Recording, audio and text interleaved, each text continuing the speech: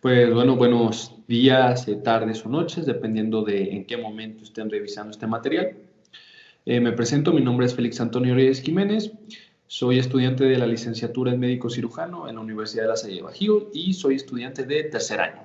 Como tal, el día de hoy les voy a hablar acerca de aspectos legales y medicina forense, así que permítanme compartir la pantalla para poder empezar. Pues bueno, se supone que ya estoy compartiendo pantalla, entonces vamos a empezar. Como tal, pues vamos a empezar con, como ya lo dije, pues les voy a hablar acerca de aspectos legales y medicina forense y pues lo repito, mi nombre es Félix Antonio Reyes Jiménez. Esta es la agenda del día de hoy. Como tal, pues vamos a intentar cubrir estas 5 unidades y pues bueno, comenzamos. Como tal, pues empezamos con la primera unidad, que es el acto médico. ¿Y cómo se define? Bueno, vamos a definir al acto médico como toda clase de tratamiento médico, intervención quirúrgica o exámenes con fines diagnósticos o de investigación con fines profilácticos, terapéuticos o de rehabilitación realizados por un médico general o especialista en cualquier rama de la medicina. Y bueno, ¿cuáles son sus implicaciones científicas? Pues bueno, como tal, el acto médico debe ser basado en evidencias, no es la medicina basada en evidencias, tiene que estar sustentada. ¿Por qué? Porque, pues bueno, ya sabemos que anteriormente, en algún punto, pues la medicina llegó a ser empírica, que bueno, se basaba por experiencias, más que nada, que fue un punto donde a todos los, por ejemplo, pacientes, se les daba un mismo tratamiento, se les trataba con lo mismo, ya sabemos que no, ya sabemos que pues, cada paciente requiere distintas herramientas, distintos medicamentos. Entonces, como tal, necesitamos pues una información sustentada. ¿Y de dónde conseguimos esta información sustentada? Pues de los diferentes estudios que se realizan. Y como tal, por eso puse esta imagen aquí a su derecha, tengo la imagen de la escala de niveles de evidencia y como tal pues ya sabemos que lo más alto va a ser un metaanálisis y los informes sistemáticos o la revisión sistemática. Después tenemos más abajito ensayos aleatorizados controlados, después estudios de cortes y así nos vamos ya para abajo, ¿no? Entonces, lo más alto, el estudio con mayor nivel de evidencia siempre van a ser los metaanálisis o las revisiones sistemáticas. Y ahora, pasamos a las implicaciones éticas. Como tal, para hablar de las implicaciones éticas, primero tengo que hablar de bioética. Entonces, primero voy a definir la bioética como la rama de la ética dedicada a promover los principios que guían la conducta adecuada del ser humano en relación con la vida. Entonces, ya sabiendo qué es la bioética, podemos hablar acerca de los 4 pilares que la rigen, que son la autonomía, la beneficencia, la no maleficencia y la justicia. Entonces, como tal, ¿qué es la autonomía? Pues bueno, ya sabemos que todo paciente pues tiene su autonomía, ¿no? Entonces, como médico, debes respetar la capacidad del paciente para tomar decisiones informadas, basadas en consentimiento informado y transparencia en las opciones terapéuticas. Ahora pasamos a la beneficencia. Esta, como tal, es la obligación de actuar en beneficio del paciente, priorizando su bienestar mediante intervenciones respaldadas por evidencia científica. Ahora, vamos con la no maleficencia, que esta es el evitar daños innecesarios, equilibrando riesgos y beneficios en procedimientos diagnósticos o terapéuticos. Y finalmente con la justicia, que esta es la distribución equitativa de recursos sanitarios. Pues bueno, como tal, todo esto es la implicación ética del acto médico, todo lo que un médico como tal pues tiene que tomar en cuenta. Y bueno, por ejemplo, un ejemplo que les puedo dar, por ejemplo, en justicia, que trata de la distribución equitativa de recursos sanitarios, pues bueno, fue por ejemplo en el COVID-19, ¿no? Que como tal pues hubo un gran desabasto de camas y de ventiladores automáticos por lo mismo de la misma enfermedad que causaba. Y pues hubo un gran desabasto, no se podía, no se llegaba a la necesidad requerida. Entonces, pues ahí como que no estuvo muy bien la justicia por esa parte de la biótica. Y bueno, ya pasando ahora a las implicaciones y responsabilidades profesionales, como tal, pues en México se van a clasificar en 4 tipos: la responsabilidad civil, la responsabilidad penal, la responsabilidad administrativa y la responsabilidad laboral. como tal, la responsabilidad civil, esta es una reparación económica por daños y perjuicios causados al paciente. Cuando se da, pues esta se va a dar si hay un daño o perjuicio, como ya lo dije anteriormente, causado al paciente por una acción u omisión del médico que incumple con la lex artis. Y pues bueno, más adelante ya les voy a decir qué es la lex artis. Como tal, la responsabilidad penal, estas son sanciones que pueden incluir prisión, multas y suspensión o cancelación de la licencia para ejercer, que en este caso sería la cédula, en casos graves como abandono del paciente, falsificación de documentos o negligencia que cause muerte. Pues bueno, esto cuando sucede, pues ya lo dije, es cuando hay negligencia grave que cause muerte, cuando hay abandono del paciente, cuando llega a haber falsificación de documentos médicos y también cuando llega a haber violencia obstétrica. Bueno, ahora ya también vamos a la responsabilidad administrativa, que estas son multas, puede haber suspensión temporal o definitiva, puede también haber clausura de establecimientos y sanciones disciplinarias aplicadas por autoridades sanitarias o administrativas, y estas cuando surgen. Surgen cuando el profesional de la salud incumple normas establecidas en la Ley General de Salud, en los reglamentos o en las normas. Y ahora pasamos a la responsabilidad laboral. Esto se da en caso de la relación laboral que tiene el profesional, que puede ser sujeto a sanciones internas o despido, y pues cuando estas surgen derivado del incumplimiento o faltas en el ámbito de la relación laboral entre el médico y la institución. Y ahora, ya vamos a pasar a lo que es la práctica médica y el marco legal. Como tal, la práctica médica es el conjunto de actividades realizadas por profesionales de la salud, principalmente médicos, con el objetivo de prevenir, diagnosticar, tratar y rehabilitar enfermedades o condiciones de salud en los pacientes. Ya que sabemos qué es la práctica médica y el acto médico, pues hay que encontrar pues, su diferencia, porque se puede pensar que es lo mismo, pero realmente no lo son. Entonces, ¿cuáles son sus diferencias? Principalmente, la práctica médica involucra a varios profesionales de la salud, al médico, a enfermería, psicólogos, entre otros, y esta engloba todas las actividades relacionadas con la atención sanitaria, incluyendo gestión, prevención, promoción y cuidado integral de la salud. Mientras que el acto médico es exclusiva del médico y es una acción puntual y específica relacionada al diagnóstico, tratamiento o rehabilitación del paciente. Entonces ya quedamos que el acto médico es exclusivo del médico y es un acto puntual, es algo que se realiza por el médico, y la práctica médica engloba todo lo que tiene que ver con todo lo que tiene que ver con la medicina, lo engloba. Ahora, pasamos a las implicaciones legales de la práctica médica. Como tal, antes de pasar a las implicaciones legales, que también vienen siendo responsabilidades, quiero comentar esto que tengo aquí a mi izquierda, que es que la medicina es de medios y no de resultados. Esto es así en México, ¿por qué? Porque el médico debe de hacer todo lo que está a su alcance para ayudar al paciente, pero el hacer esto no significa que haya resultados benéficos o bueno, haya resultados positivos para el paciente. Me doy a entender, un médico puede llevar todo su tratamiento hacia el paciente correcto, procedimientos correctos y aún así la salud del paciente no mejore o se deteriore. En este caso, pues no llega a haber una sanción al médico y esto obviamente pues se revisa mediante la Lex Artis, que les voy a explicar más adelante. Y bueno, como tal, pues las responsabilidades de la práctica médica, pues es lo mismo, va a ser civil, penal, administrativa y laboral, que son las que ya comenté anteriormente.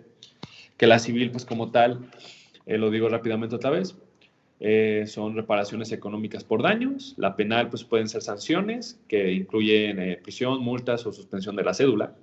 La administrativa, pues estas son multas o suspensiones temporales o definitivas de lo que vienen siendo los establecimientos.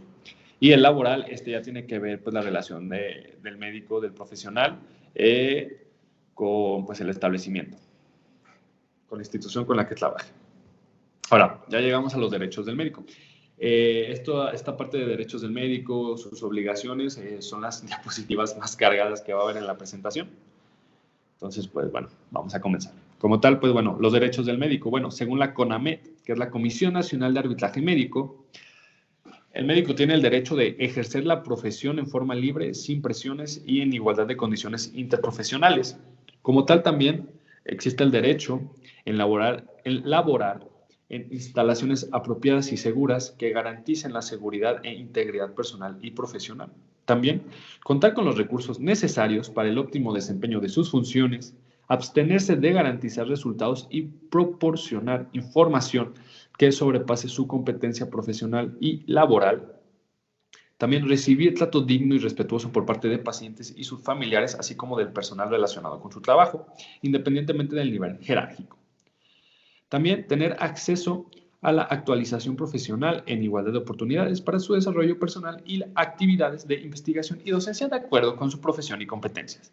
Asociarse libremente para promover sus intereses profesionales, también salvaguardar su prestigio e intereses profesionales, tener acceso a posiciones de toma de decisiones de acuerdo con sus competencias y a recibir de forma oportuna y completa la remuneración que corresponda por los servicios prestados. Ahora yo les pregunto, ¿cuántos de estos derechos se cumplen? ¿Realmente se cumplen? ¿Por qué? Que bueno, sí, un médico pues sí puede ejercer la profesión en forma libre, pero sin presiones. Bueno, en muchos casos un médico pues está muy presionado hasta antes de ser realmente un médico. Cuando eres estudiante pues ya vives con presión. Bueno, ya se llega a vivir lo que varios viven, que se llama burnout, ¿no? Que pues ya toda la carga de información y de trabajo pues es demasiada. También, pues bueno, laborar en instalaciones apropiadas y seguras. Pues bueno, hubo un caso de una paciente, no recuerdo bien en qué IMSS, pero creo que fue no recuerdo bien en qué IMSS, pero fue en el año 2023. Que bueno, no estoy seguro de a dónde se llevaba la paciente.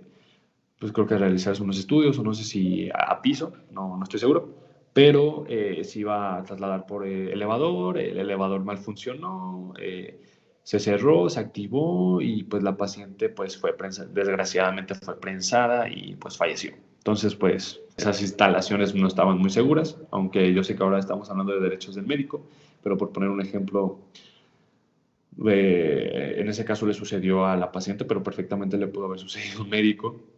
Y bueno, también que garanticen la seguridad e integridad personal y profesional. Pues bueno, como tal, pues en México, debido a las personas que pues realizan narcotráfico, a estas personas, pues varias veces ha sucedido que llegan a instituciones médicas y amenazando a los médicos, ¿no? A las personas que ahí trabajan. Y bueno, también contar con los recursos necesarios para el óptimo desempeño de sus funciones. Pues realmente hay ocasiones en donde pues no llega el inventario solicitado por el médico. Entonces pues el médico ahora sí que se ve obligado a realizar la famosa medicina basada en inventario, ¿no? Porque son los recursos que se le dan. Y bueno, lo que comenté yo anteriormente de abstenerse de garantizar resultados y proporcionar información, como tal, pues un médico, esto ya impacta en otro tema, que es, por ejemplo, la expectativa y el deseo del paciente. Entonces, como tal, un médico no tiene que decir, con esto lo voy a curar, o con esta cirugía ya se va a curar. No, o sea, un médico debe dirigirse, en vez de decir, con esto se va a curar, debe ser, ah, mediante este procedimiento que se le va a realizar, probablemente, posiblemente, su estado de salud mejore más. No le vas a decir al paciente, con esto ya, lo curo, lo voy a curar, lo voy a sanar. Pues no va tanto así. Pues bueno, ya pasando ahora a las obligaciones del médico, como tal, pues tiene la obligación de prestar atención competente, compasiva y basada en buenas prácticas médicas, debe respetar la vida, dignidad, autonomía y derechos del paciente, incluyendo el derecho a aceptar o rechazar tratamientos. También debe obtener el consentimiento informado voluntario antes de cualquier intervención médica, asegurando que el paciente comprenda la información necesaria. Debe mantener la confidencialidad y privacidad de la información médica del paciente. También debe colaborar con otros profesionales de salud para garantizar una atención integral respetando la confidencialidad. Debe documentar de manera precisa y oportuna la atención médica brindada.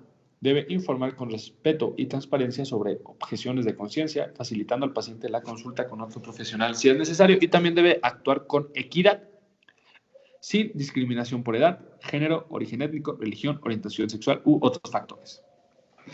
Pues bueno, estas fueron las obligaciones del médico y, por ejemplo, en obtener el consentimiento informado voluntario antes de cualquier intervención médica, esto es algo obligatorio. No se le puede realizar a un paciente un procedimiento o no se le puede brindar un tratamiento sin que el paciente lo haya aceptado con anterioridad. Y como tal, pues todo esto ya lo voy a comentar más adelante. También, pues obviamente, pues el médico colabora con otros profesionales de la salud, ¿no? De diferentes, pues, especialidades.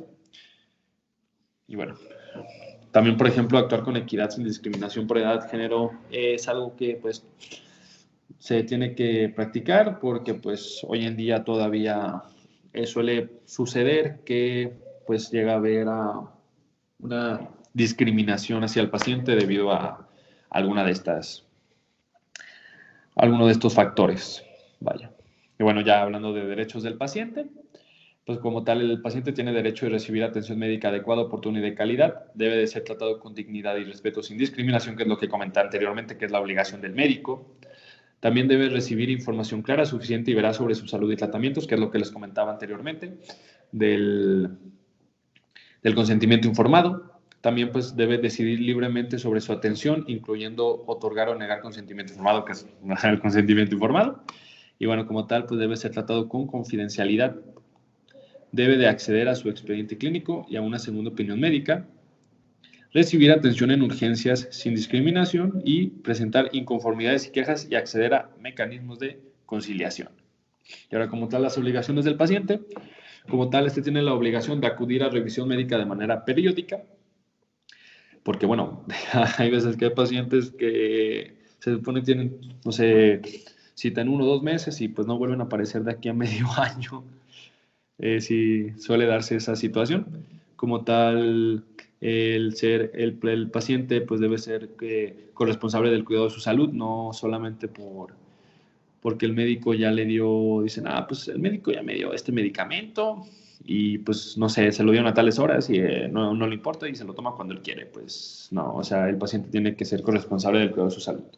Ahora, también el paciente debe tratar con respeto y dignidad al personal de salud, también debe cumplir con los trámites y procedimientos normativos de la atención médica, debe proporcionar de forma completa y veraz la información necesaria para la atención de la salud, también debe cumplir las indicaciones del personal de salud, también debe comunicar de manera inmediata cualquier complicación o efecto inesperado de su salud, también debe evitar pues, la automedicación y también debe cuidar las instalaciones y respetar los reglamentos de la unidad médica.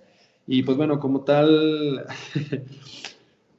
muy comúnmente lo que siento que más se omite de aquí es el evitar la automedicación, porque casi siempre, bueno, o normalmente pues las personas cuando, pues bueno, tienen una gripita o algo directamente, pues ya toman medicamentos que ellos ya conocen, por ejemplo, o algunos llegan a, no sé cómo lo hacen, ¿verdad? Pero llegan a conseguir medicamentos con antibióticos, que pues bueno, ya sabemos que para una gripe viral de mucho no va a servir.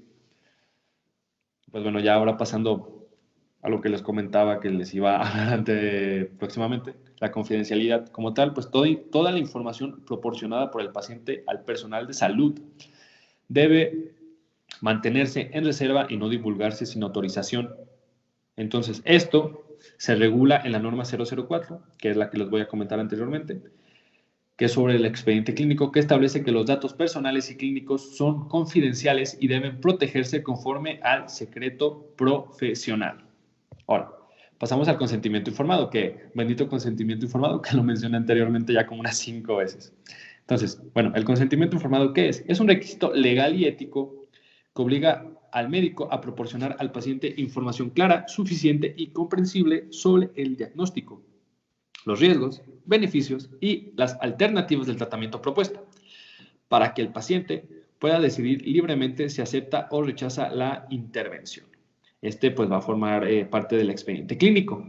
Entonces, ¿esto qué es? Esto es pues ahora sí que es una hoja de papel, es un documento en formato físico que pues se le otorga al paciente y este lo debe de firmar. Pero obviamente antes que esto, pues se le tiene que explicar al paciente cuál es el tratamiento, qué procedimiento se tiene que realizar y también pues efectos secundarios o algo adverso que puede suceder. Y pues ya obviamente pues aquí entran varios aspectos que ya comenté anteriormente, por ejemplo de la bioética, entra la autonomía, porque pues bueno, el paciente él puede decidir por sí mismo si aceptar o no, y pues el médico tiene que aceptar esa respuesta del paciente. Y también, por ejemplo, varias de las obligaciones y derechos del médico, por ejemplo, informar al paciente o sea, claramente lo que se va a realizar, el procedimiento o el tratamiento y el derecho del paciente al conocer toda esta información.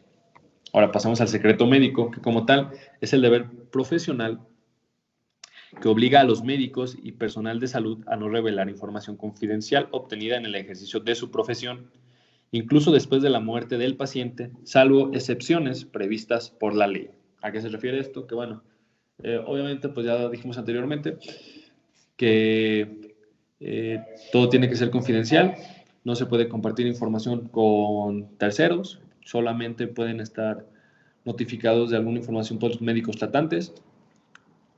También, y el paciente obviamente pues puede tener acceso a todo esto, a su historial. Obviamente pues el paciente tiene que tiene que pedirlo y se le pues, puede otorgar una copia, porque pues el original se queda como tal en la institución donde es tratado. Pero bueno, el secreto médico pues es esto, ¿no? El médico no puede revelar información aunque el paciente pues ya haya pasado a mejor vida, ya haya fallecido.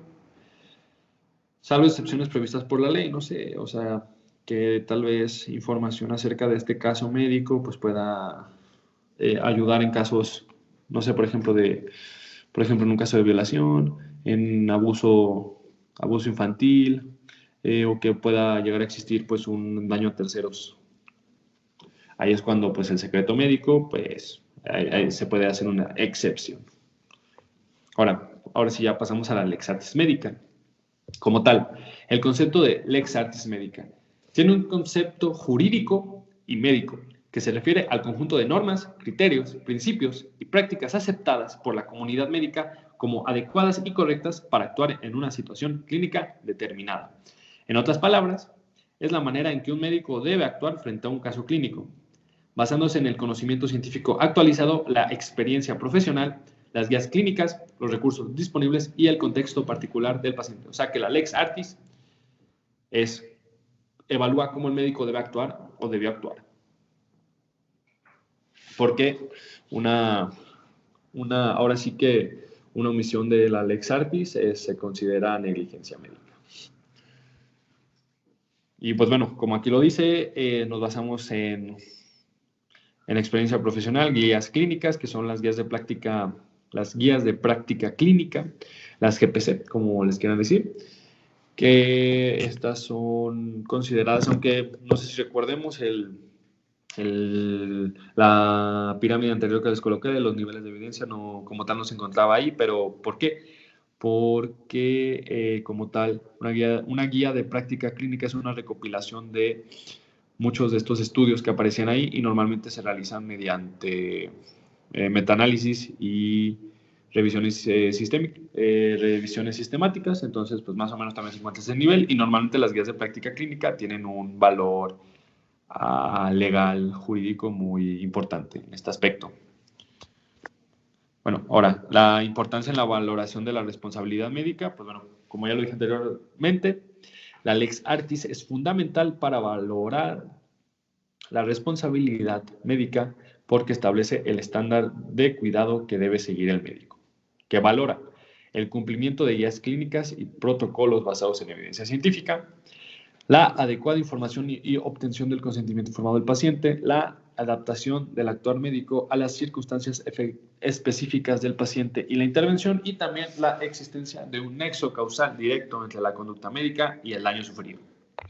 Como tal, ahora, por ejemplo, un caso práctico o un ejemplo jurisprudencial. Por ejemplo, en México, la tesis I4C329C9A establece que el médico debe aplicar terapias universalmente aceptadas sin garantizar resultados, pero sin medios adecuados. Es lo que comenté ya hace tiempo atrás, que en México la medicina es de medios, no de resultados. Por ejemplo, un juzgado mexicano absolvió a un médico que siguió guías clínicas actualizadas, aunque el resultado fuera adverso, al demostrar que actuó con diligencia. O sea que la lex artis es muy importante. ¿Por qué? Porque cuando el médico se despega de la lex artis es cuando existe negligencia médica. ¿Por qué? Porque la lex artis ahora sí que es el actuar, evalúa el actuar del médico apegado a la medicina basada en evidencias, ¿no? A que esté fundamentado en investigaciones aceptadas, ¿no? Con información veraz para poder tratar a un paciente. Y pues como lo comento aquí, aunque el resultado no sea positivo, si se utilizaron los medios adecuados, en el momento adecuado, de la forma adecuada, el médico, pues no, como tal, pues no tiene ninguna culpa. Ahora sí, ya pasamos al expediente clínico y la norma 00 como tal. ¿Qué finalidad tiene el expediente clínico? Tiene la finalidad de dar continuidad a la atención médica. ¿Por qué? Porque en el expediente clínico se almacena todo lo referente al paciente, se almacenan notas, ya sean de urgencias, de hospitalización, de enfermería, las notas médicas, la historia clínica también se guarda aquí, que tiene pues la ficha de identificación,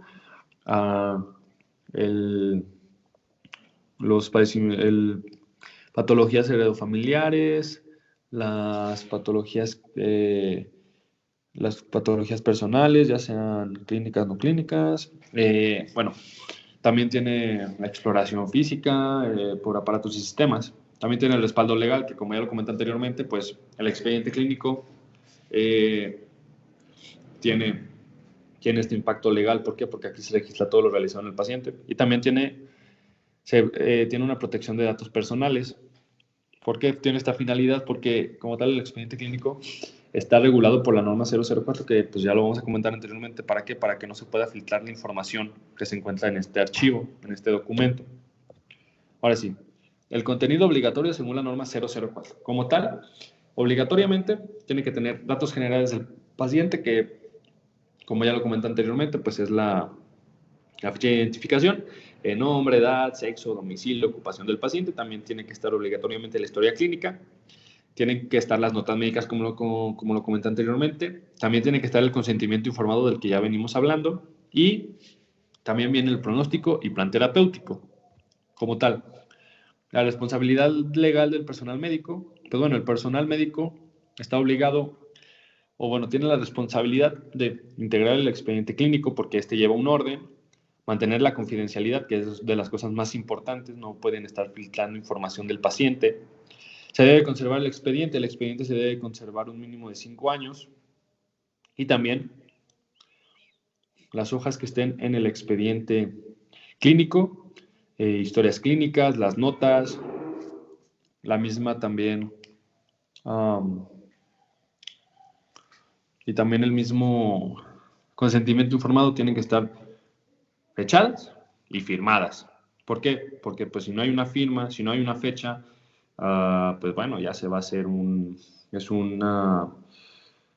se va a hacer todo un show. ¿Por qué? Porque pues no se tiene bien la información, y ahí pues ya pueden aplicar lo que viene siendo multas, bueno, no multas, sino responsabilidad administrativa, y bueno, pues no sé si puede llegar a ser también laboral, yo supongo que sí, porque pues esa ya es una falta del médico hacia la institución. Entonces, ahora pasamos a las consecuencias legales por omisiones o alteraciones. Pues bueno, volvemos a las responsabilidades que comenté anteriormente: administrativa, civil, penal, y también hay una vulneración de derechos humanos, y pues ya comenté, lo vuelvo a comentar rápidamente. La responsabilidad pues administrativa son multas, suspensiones temporales o definitivas, cláusula de establecimientos y sanciones disciplinarias aplicadas por autoridades sanitarias o administrativas. La responsabilidad civil, pues bueno, esta es una reparación económica por daños y perjuicios causados al paciente. La responsabilidad penal Son sanciones que pueden incluir prisión, multas y suspensión o cancelación de la cédula profesional. La vulneración de los derechos humanos. Ahora, ya tenemos protección de datos personales de salud. Pues bueno, ya sabemos que como tal, el acceso a lo que viene siendo el expediente clínico es restringido. Solo deben poder tener acceso a aquellos que están relacionados al caso del paciente, ¿no? Por ejemplo, el médico tratante es aquel que pues debe de tener el acceso al expediente clínico del paciente. También hay medidas de seguridad, por ejemplo, en expedientes clínicos electrónicos. Estas tienen que estar, pues bueno, tienen que estar encriptados, tienen que tener pues una seguridad adecuada. Y también pues existen sanciones por violación, como existe la responsabilidad profesional, también hay sanciones por la violación de la protección de los datos personales, que pues también llegan a ser multas, suspensiones temporales o definitivas. Ahora, ya pasamos a la medicina forense. Bueno, primero vamos a empezar con algo de historia. Pues bueno, los principales acontecimientos históricos, como bueno, desde ya hace varios años se imponen castigos a los médicos, que es como con lo que se empezó todo esto de la medicina, ¿no? Es cuando las personas ya imponían algún castigo al médico. Por ejemplo, en el Código de Hammurabi, si la persona tratada fallecía, el médico se le amputaban ambas manos. Por ejemplo, actualmente, pues obviamente no se le van a amputar las manos a un médico, pero también en México, por ejemplo, no solamente si el paciente pues fallece, pues va a haber algún tipo de responsabilidad sobre el médico, ya que pues como quedamos anteriormente, la medicina es de medios, no de resultados, así que si el médico utilizó todos los medios disponibles de forma adecuada, pero aún así, por X y razón, el paciente fallece, pues el médico pues no tiene alguna responsabilidad. Ahora también en la medicina hindú anteriormente ya había importancia del peritaje médico y si había equivocación en dictamen del haber del médico se les podía amputar la nariz. También en la medicina griega es como que lo más parecido a lo que hay hoy en día. ¿Por qué? Porque ya había medicina legal y justicia y el médico ya se presentaba ante jueces y jurados para emitir dictámenes. También, por ejemplo, en el siglo XIV y XV ya hubo avances de las prácticas médico-legales en el estudio de cadáveres. Por ejemplo, ya hubo biopsias, ya se realizaba la anatomía del cadáver para conocer qué, para conocer su causa de muerte. Y bueno, ya llegando a la edad contemporánea, ya se reconoció a la medicina legal como especialidad y se le empezó a incluir en planes de estudio quirúrgicos y después con carácter independiente. Y bueno, ahora, pasando ya a México, a la historia ya de la medicina legal aquí en México, como tal, pues, el exponente, el pionero de la medicina forense aquí en México fue Luis Hidalgo y Carpio, que es reconocido como el padre de la medicina legal en México. ¿Por qué? Porque fue el primer autor mexicano en publicar un tratado formal sobre medicina forense. Como tal, pues tiene estos ambos libros, tratados, que son la introducción al estudio de la medicina legal y el compendio de medicina legal.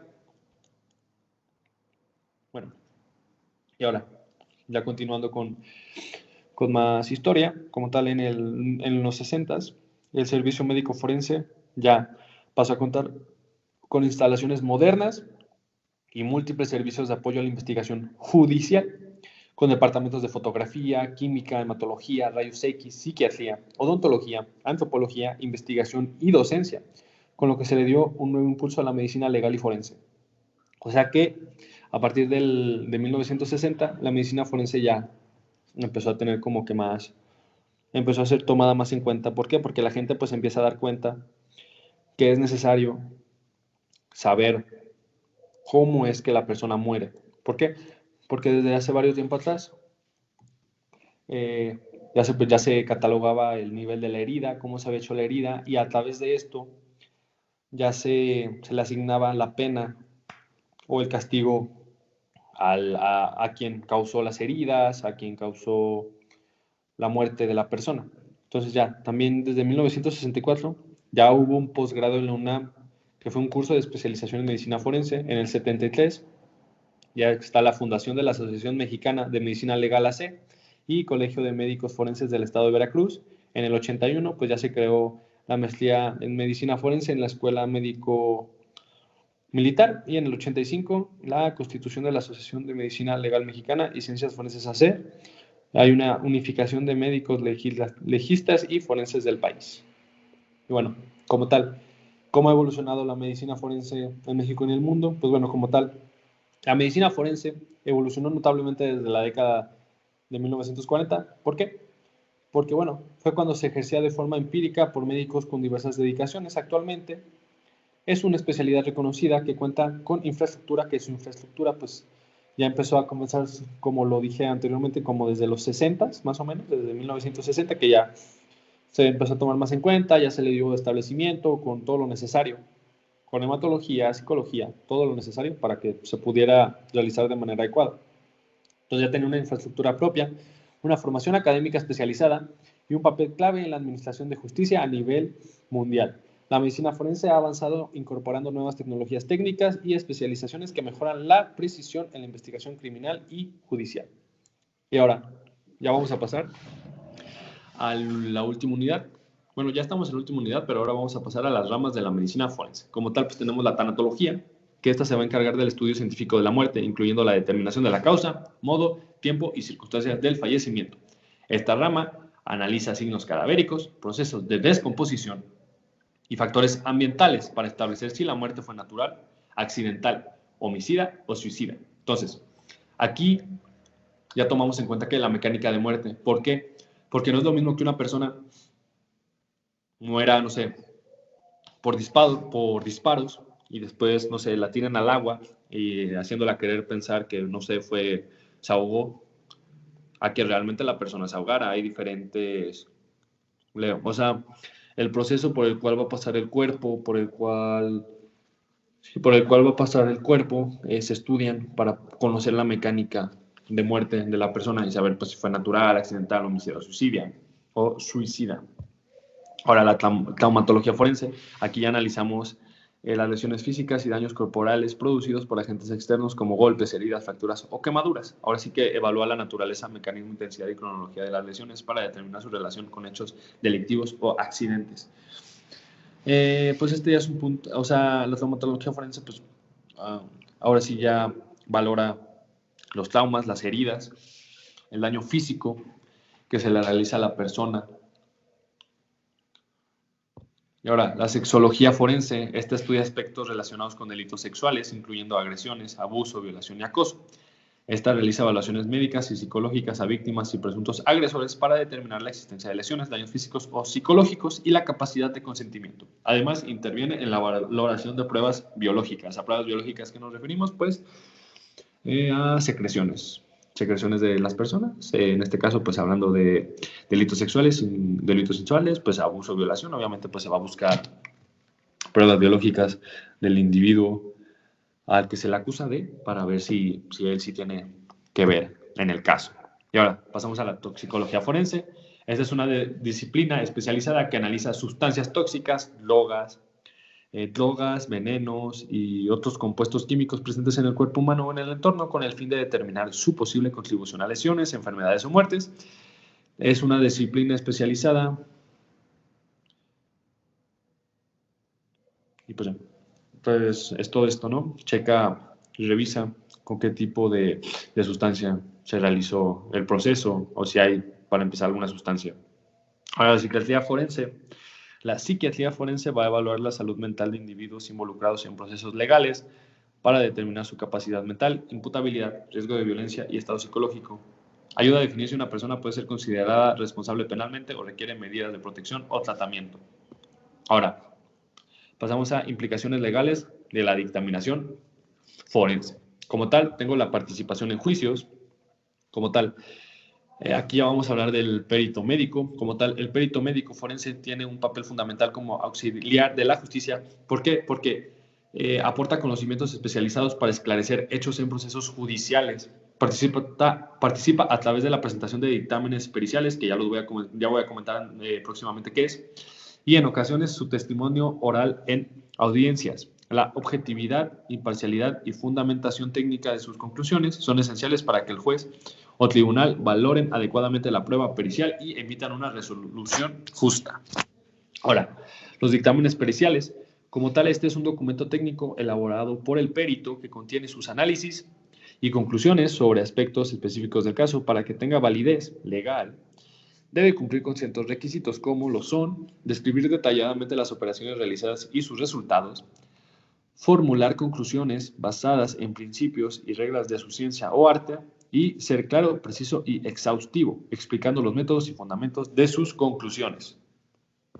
Y ahora, la responsabilidad del perito médico. Como tal, está obligado a actuar con ética, profesionalismo, objetividad e imparcialidad.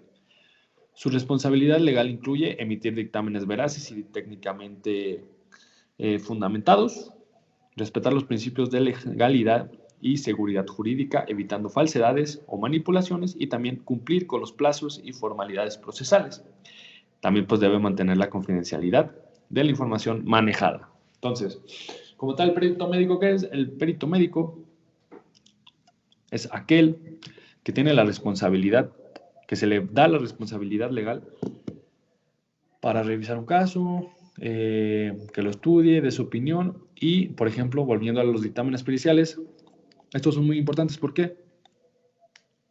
Porque se pueden, o sea, se pueden, o sea, basándote en un dictamen pericial, puedes ahora sí que, que, o sea, puede tanto apoyar como desacreditar un caso, un dictamen pericial, por eso tienen que estar bien hechos. Y bueno, responsabilidad del perito médico, como tal, la bibliografía que se utilizó el día de hoy. Aquí está, citada en APA. Y pues bueno, ya sería todo por mi parte el día de hoy. Déjenme, voy a detener la presentación. Pues muchas gracias por llegar hasta aquí. Hasta luego.